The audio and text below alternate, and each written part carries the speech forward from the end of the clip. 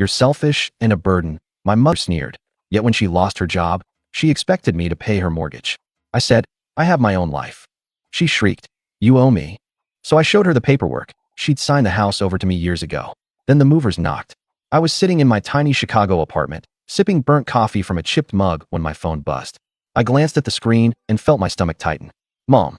I debated letting it go to voicemail. Conversations with her were never pleasant. If they weren't outright hostile, they were laced with guilt trips so thick I'd end up questioning my entire existence by the end of the call. But some stupid part of me, the same part that always held out hope for a different outcome, picked up. Hello. You need to come over, she said, skipping the greeting. Her voice was sharp, clipped. Now. I sighed, already bracing myself. What's going on? A pause. Then, I lost my job. That made me sit up a little straighter. My mother had been working as a senior administrator at a fancy private school for over a decade. She wasn't the warmest person in the world, but she was good at her job. Organized. Ruthless. A perfectionist. How? I asked, genuinely curious. I don't want to talk about it over the phone, she snapped. Just get here. I hesitated. I'm your mother, she added, like that explained everything. You owe me that much. I should have known then where this was headed, but I still went. The drive to my childhood home was long and uneventful, the kind where your mind drifts into places you don't want it to go. I hadn't been back in months. Not because I was busy, but that was never the reason. It was because being in that house felt like stepping backward into a version of myself I had worked so damn hard to leave behind. The one who spent his whole life walking on eggshells. I pulled into the driveway just as the sun was starting to dip behind the trees. The house looked the same, immaculate from the outside, perfectly manicured lawn, not a single weed in sight. My mother always cared about appearances. I stepped out of the car, stomach twisting as I walked up the front steps. The door swung open before I could knock. My mother stood there, looking just as polished as ever. If losing her job had shaken her, it didn't show. Her makeup was still perfectly applied, her blouse crisp, but there was something tight around her eyes. You took your time, she said, stepping aside. I bit back a sigh and walked in. The house smelled the same. Expensive candles, coffee, and something floral. But beneath that, there was something else. Something desperate.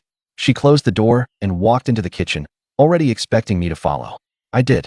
She poured herself a glass of wine, but didn't offer me one. That was just how she was. It had always been like that. So, I said, leaning against the counter. What happened? She took a sip before answering. They let me go. Just like that. Her jaw tightened. There were accusations. I raised an eyebrow. What kind of accusations? She waved a hand dismissively. Bullshit. Some ridiculous claims from entitled brats who think they can get away with anything. I did my job. I kept that school running. But these days, everyone's so goddamn sensitive. I didn't press. If there was one thing my mother never did, it was admit fault. So what are you going to do? I asked. She exhaled sharply, like the question irritated her. I don't have a plan yet. I need time. Then, she looked at me. And that's when I knew. I can't make the mortgage this month, she said, setting her glass down. You'll have to cover it. I stared at her, caught completely off guard. What? She folded her arms. It's only fair. You have a good job, don't you? You can afford to help your mother. I let out a humorless laugh. Mom, I can barely afford my rent. You live in a 5-bedroom house. And whose fault is that? She snapped. You've always been irresponsible with money. If you had planned better, you wouldn't be living in that. She gestured vaguely, rat hole. My hands curled into fists at my sides. I have my own life. My own bills. I can't. She cut me off with a sharp scoff. You owe me. That stopped me cold. I blinked at her. Excuse me. She took a step forward, eyes narrowing. I raised you. I fed you. I worked my ass off for you. And now, when I need help, you want to throw me to the wolves. I laughed again, but this time, it was hollow. You didn't do those things out of love, Mom, I said, voice quiet. You did them because you had to. And you never let me forget it. Her face twisted. You're a selfish little, funny, I interrupted. Because I remember a time when you needed help. And I stepped up. Her eyes flickered, but she stayed silent. I nodded. You remember, don't you? When you were trying to dodge that lawsuit. You signed the house over to me, so they couldn't touch it. Her face went pale. I pulled out my phone, scrolled through my emails, and found exactly what I was looking for. I have the paperwork, I said, holding up the screen. Legally, the house is mine. She snatched the phone out of my hand and stared at it. Her hands trembled. This isn't fair, she whispered. This isn't. She looked up, eyes wild. I was supposed to get it back. That was the agreement. I shook my head. There was no agreement. Her breathing turned ragged. You can't do this to me. I'm not doing anything, I said, voice steady. I just don't owe you anything anymore. She let out a shaky, hysterical laugh. You wouldn't. You wouldn't dare. A knock at the door cut her off. I turned. Then, I looked back at her. Her eyes widened as realization sank in. I opened the door. The movers stood there, waiting. And behind me, my mother let out a sound I'd never heard from her before. A choked, broken gasp. This time, I was the one in control. She lunged at me. Not to hit me, though I wouldn't have put it past her, but to snatch my phone, like she could somehow delete the evidence right out of my hands. But I stepped back before she could grab it. You can't do this, she seethed. You can't. The movers were still standing there, waiting. They had no idea what kind of war they had just walked into, but they had the polite, detached expressions of men who had seen family meltdowns before. I turned to them. Give me a minute. One of them, a tall guy with a shaved head, nodded. Sure thing. I shut the door and turned back to my mother. She was shaking. Her breathing was shallow, her nails digging into her palms. Sit down, I said. She let out a sharp laugh. You don't get to tell me what to do. Then don't, I said with a shrug. But either way, you're listening. She crossed her arms, but stayed where she was. I could see the calculations running through her head. She wanted to fight, wanted to argue, but she also wanted to know just how far I was willing to go. I took a deep breath. I don't want this to be ugly. She scoffed. I don't, I insisted. But I'm done pretending that I owe you my entire life just because you gave birth to me. Her jaw clenched. I spent years feeling like I wasn't enough. Like I was some burden you had to carry. And no matter how hard I tried, nothing was ever good enough for you. Nothing I did made you proud. HLL, you didn't even like me half the time. You just tolerated me. She swallowed hard. I shook my head. But now, suddenly, I'm supposed to drop everything and save you? She stiffened. That's what family does. No, I said, voice cold. That's what good family does. And you were never good to me. Her lip curled. Oh, spare me the sob story. I ignored her. I'm not kicking you out on the street. I'll give you time to figure things out. But I'm selling the house. That landed like a slap. Her face drained of color. You wouldn't. I already listed it, I said simply. Realtors coming by this weekend. She stumbled back like she had been physically hit. This is my home, she whispered. No, I said. It was never your home, Mom. It was just a place for you to look down on me. Her hands were shaking now. You can't do this to me, she whispered. You have no idea what this will do to me. I sighed. Mom, I tried. For years, I tried.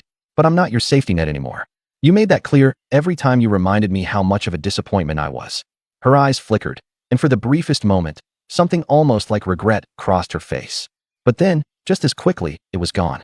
She straightened, squared her shoulders, and lifted her chin. You'll regret this, she said, voice icy.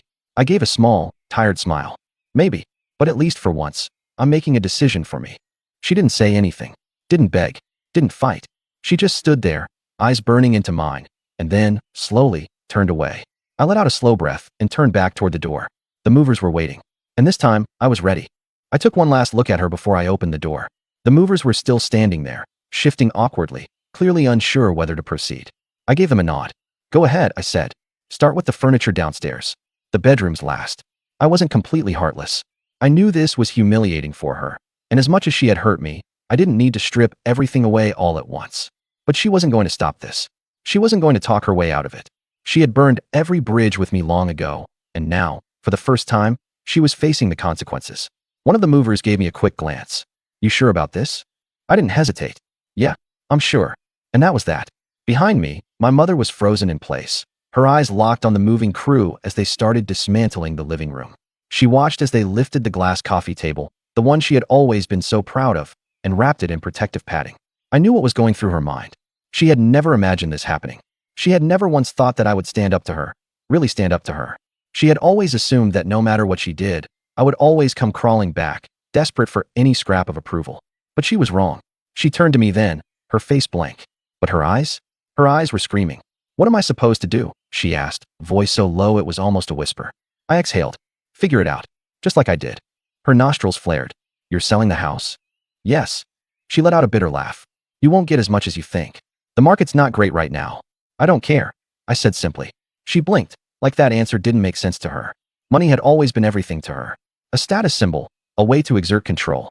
The idea that I wasn't making this decision purely for financial gain seemed to throw her off balance. I walked past her, heading toward the staircase. You should start packing your personal things, I told her.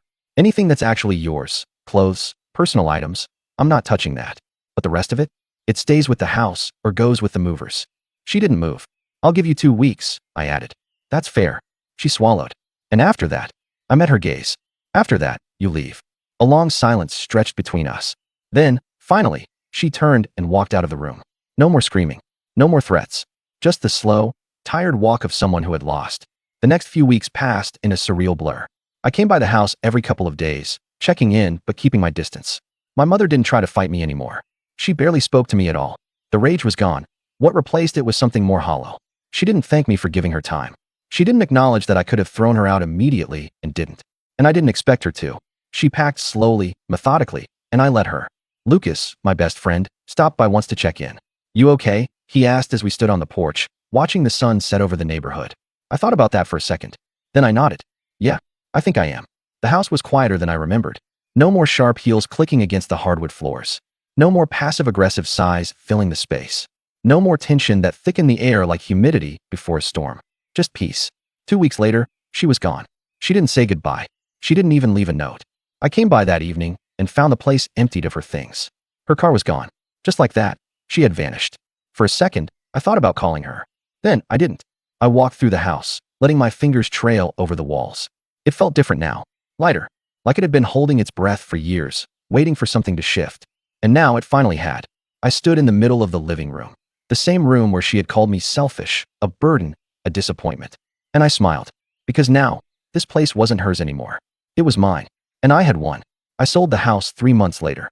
Not for as much as I could have, like she had smugly predicted, but enough to set myself up for something better. Something new.